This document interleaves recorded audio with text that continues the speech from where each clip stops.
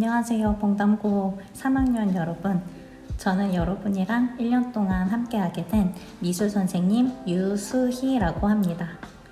여러분들이랑 인사할 시간이 너무 늦어질 것 같아가지고 첫 인사만이라도 조금 빨리 해보자 하는 마음에서 이렇게 영상을 찍게 됐고요. 빨리 코로나가 종식돼서 여러분들이랑 미술실에서 같이 즐겁게 수업하고 싶습니다.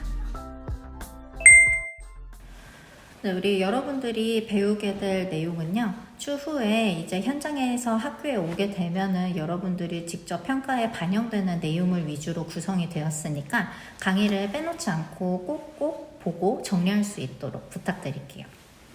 네, 그래서 우리 주제는 현대미술이고요. 왜 고전미술부터 하지 않냐면요, 고전미술은 이야기가 굉장히 쉬워요. 무엇을 그렸는지가 굉장히 명확하고, 그리고 왜 잘 그렸다고 하는지 여러분들도 충분히 이해할 수 있어요. 굉장히 사실적이고 되게 사진으로 찍은 것처럼 잘 그렸고 너무나 아름다운 그림이 많은데요. 반대로 현대미술은요, 이야기가 너무 어려워요. 도대체 뭘 그렸는지도 모를 뿐더러 왜 그렸는지도 모르겠는 그런 그림들이 사실은 현대미술이거든요. 하지만 우리 요즘 전시회 가거나 예술작품 유명한 것들을 보면은 대부분 현대미술이고, 여러분들이 봐도 그냥 느낌은 뭐 좀 좋은 것 같은데 라고 하지만 실제로 뭘 그렸는지 여러분들이 이해할 수 없는 것들이 굉장히 많아요. 그래서 여러분들이 좀 삶을 유익하게 보내기 위해서는 이 현대미술에 대해서 공부를 하면 굉장히 좋겠다고 생각을 했고요. 이 현대미술을 알려면은 지금 있는 현대미술을 공부하기보다는 이 현대미술이 19세기 말부터 20세기 동안 확 발전을 하게 됐는데 어떤 식으로 나타나고 어떤 식으로 영향을 주면서 발전하게 되었는지를 공부하는 게 가장 기초가 될 것 같아요. 그래서 우리 이전 EBS 온라인 클래스에서는 여러분들에게 그 19세기 말 인상주의부터 현대미술이 왜 발전하게 되었는지에 대해서 계속 설명하고 있었는데요. 인터넷 문서이다 보니까 여러분들이 잘 안 봤을 것 같아서 오늘 이 온라인 강의 시작하면서 첫 강의는 이전 내용을 총 정리하면서 이제 후기 인상주의가 어떤 식으로 이후 미술계에 영향을 주게 되는지까지 공부하는 시간을 갖도록 하겠습니다.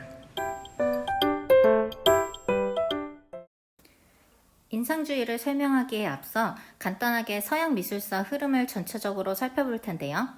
그리스 로마 시대로부터 시작되는 예술 세계는 상징적인 인물들을 기념하는 의미에서 회화보다도 조각이 더욱 발달을 하게 됩니다.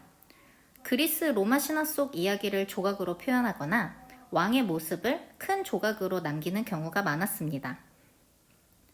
476년에 서로마가 멸망을 하고요. 그로 인해 무정부 상태의 혼란과 신앙에 기대게 되는 암흑기 시대, 중세 시대가 시작하게 됩니다. 이 중세 시대는요, 신중심 사상이고 또 봉건제도로 인해서 다량의 종교화가 제작되던 시기이기도 합니다. 이후 긴 전쟁과 또 서민들에게 이루어진 지식의 보급으로 부패한 종교의 권위가 몰락하게 되고요. 이 15세기에 들어서 르네상스 운동이 벌어지게 됩니다. 르네상스는 개인의 창조를 억압하는 종교 중심의 중세 시대에서 벗어나 문화 부흥기였던 그리스 로마 시절로 돌아가는 운동입니다. 문화 활동이 굉장히 활발해서 많은 유럽 명화들이 르네상스 이후로 제작되는데요. 최후의 만찬같이 유명한 명화도 바로 이런 시기에 제작되게 됩니다. 시민혁명이 일어나면서요, 예술은 이제 하이클래스들의 소유물이 아니에요. 귀족이나 왕족, 부자만 즐기는 게 아니고요. 서민 같은 평민들도 모두가 즐길 수 있는 작가의 표현 수단으로 발전하게 됩니다. 또한 사회의 빠른 변화와 함께 인상주의가 시작되는 19세기 말부터는 다양한 스타일의 미술 운동들이 엄청나게 많이 급속도로 생겨나게 됩니다. 이 인상주의가 나타나는 19세기에는 시민혁명 이후이기도 하고 과학도 발전하고 여러 가지로 변화가 굉장히 많았는데요. 특히 카메라가 발명이 되고 보급이 되면서 화가들이 설 자리가 굉장히 좁아지는 상황이었습니다. 이 이전 고전회화 400년 동안에는 이 화가들은 귀족이나 왕족들의 초상화, 아니면 종교 그림 또는 저택을 꾸밀 수 있는 아름다운 풍경화 같은 그림을 그리면서 생계를 유지를 했는데요. 카메라가 나오니까 이 미술적으로도 더 이상 표현할 수 있는 것이 없다는 한계에 부딪히기도 하고 이 생계도 굉장히 위태로운 상황이 되는 것입니다. 아무튼 고전 회화가 똑같이 사실적으로 그리는 것이 중요했다면은 인상주의 이후부터는 이 사실적으로 그리는 것이 아니라면 도대체 뭘 그려야 하는 건데? 라는 질문에 부딪히게 되는 거죠.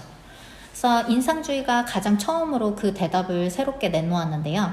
인상주의는 회화가 보고 그리는 것이라면 우리는 카메라처럼 사실적으로 그리는 게 아니라 우리 눈에 비친, 망막에 비친 빛을 표현할 거야.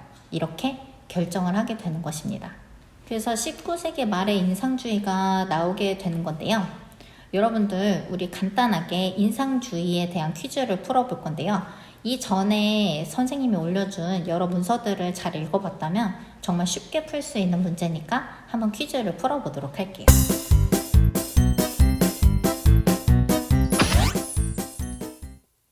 인상주의에서는 본다는 의미가 굉장히 과학적입니다.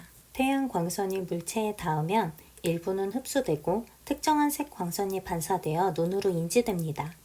인상주의는 이 이론을 토대로 색이라는 것은 곧 빛이고 이것이 바로 표현해야 할 것이라고 생각합니다. 빛을 표현하는 인상주의는 총 3가지 시기로 나눠지게 됩니다. 태양광에 따라서 눈에 비춰지는 빛의 인상을 빠르게 찍어내서 그리는 초기 인상주의. 빛을 더 과학적으로 분석해서 엄격한 규칙에 따라서 전묘법으로 표현하는 신인상주의. 그리고 마지막으로 인상주의의 형태감을 회복시키고 신인상주의가 무시한 감수성을 다시 중시하게 되는 후기 인상주의로 나타나게 됩니다. 지금 보는 판서는 간단한 요약본이고요. 보다 자세한 설명과 시기별 대표 작품은 우리 EBS E클래스 6주차의 2번 인상주의 이해하기 2 여기 PDF 파일을 반드시 확인해 주셔야 합니다. 오늘 수업은 여기까지입니다. 모두 수고하셨습니다.